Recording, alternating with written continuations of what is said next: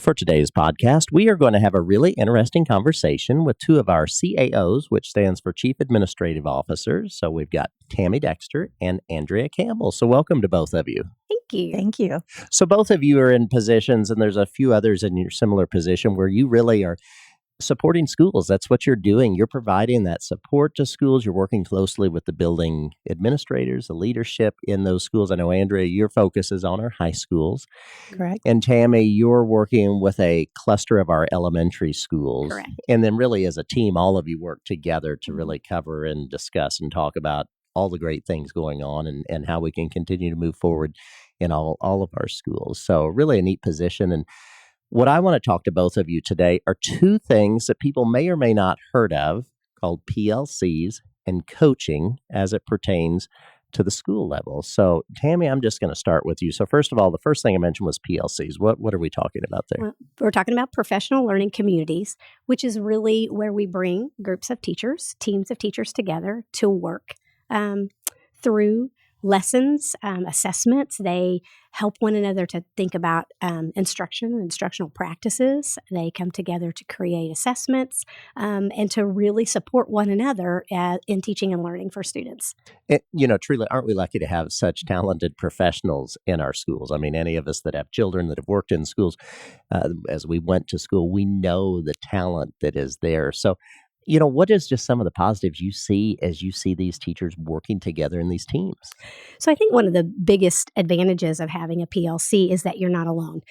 Teaching can be difficult. It's a lot of work. Sure. It's an important work. And so to not feel like you are on an island by yourself is really important. You have the opportunity to learn from the expertise of teachers who might be more veteran than you if you're someone who is new to the profession. And the same goes in the reverse. Veteran teachers have an opportunity to get re-energized and to learn also from new teachers who are coming into the profession. So just that opportunity, the camaraderie, the support is immeasurable. And Andrea, what about for you at the high school level, listening to what Tammy said?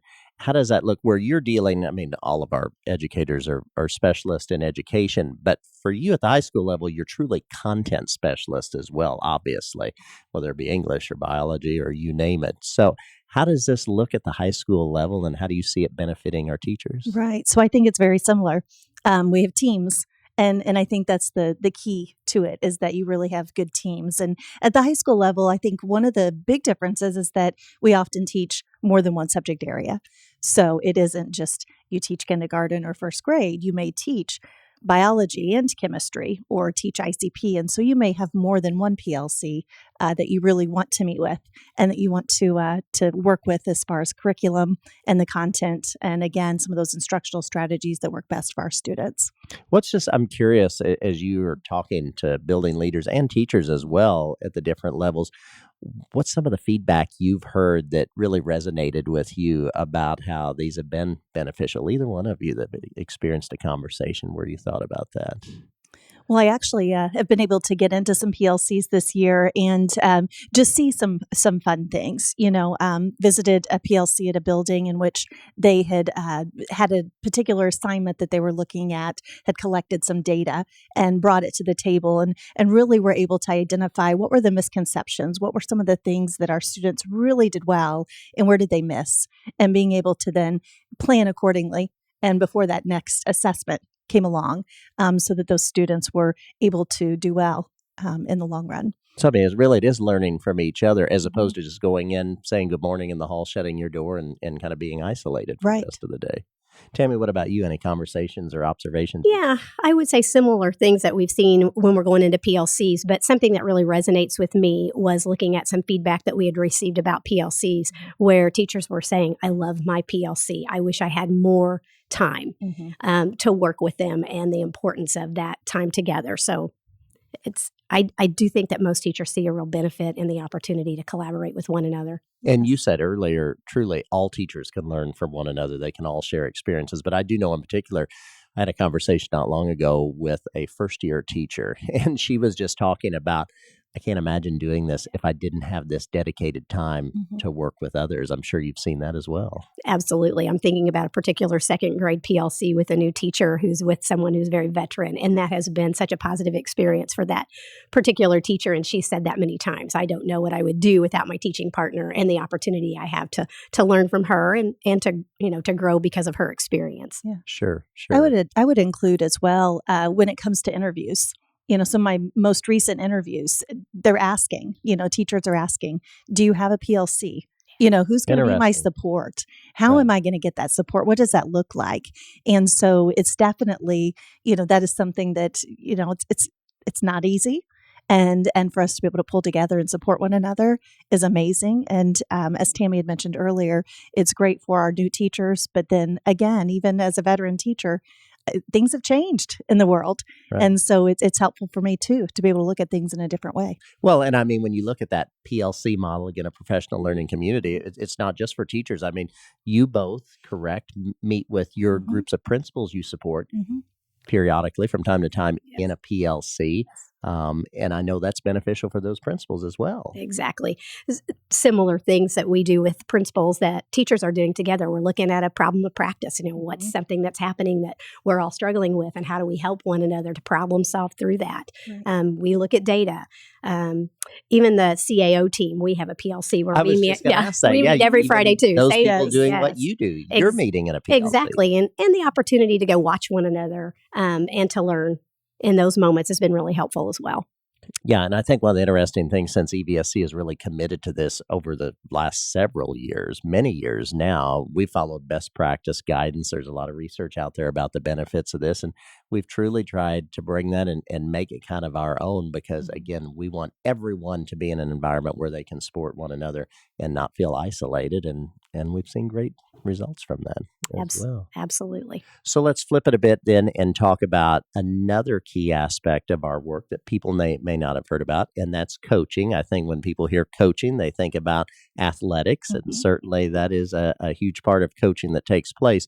But what are we talking about here, Andrea, when we say coaching on the academic side of Mhm. things? Because people may not realize that. Right. So for myself, I feel like being a teacher is being a coach.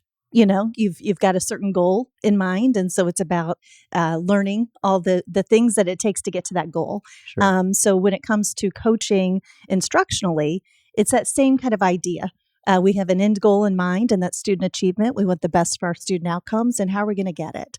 And so having a partner that's going to work alongside with you and talk through what is happening in the classroom, that is really kind of what our coaching looks like. It is a partnership.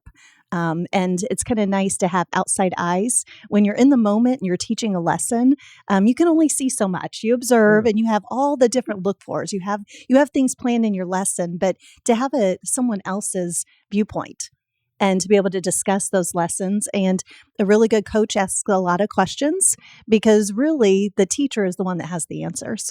And so by asking some good questions and just leading in a certain direction, again, looking for student outcomes, that is some of our most powerful coaching that is happening. No, that makes total sense. Tammy, your Mhm. take on it. Very similar. Appreciate the partnership principles that we've really focused on in our coaching, and so it's a coach and a teacher sitting down together to determine what it is that teacher wants to work on. And we Teacher- actually, I don't want to interrupt you, but we actually have coaches, academic instructional coaches who are working in our school. Yes, all four of the buildings that I support have a building level coach, and then also on my team, I have 2 additional coaches who help. And so, inside the building, a building coach is working with a teacher, and the teacher helps to decide what it is that they are going to work on. Mhm. They set a goal, usually based in some student data, and then work towards reaching that goal. It's been very powerful.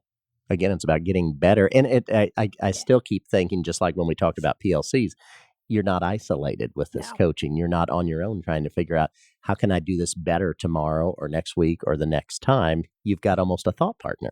Right. And I think the really important piece is that I get to work on what I feel is important as the teacher. Somebody isn't coming in and saying, oh, you need to do X. It's we're going to sit down together and look at this, and I'm going to ask you some questions. And as the teacher, I get to decide what piece that I want to improve on Mhm. and also to figure out how that's going to happen. So it's not there's an expert kind of coach coming in to tell me what to do. It's I have this professional partner who's going to sit down with me and we're going to work through this process together.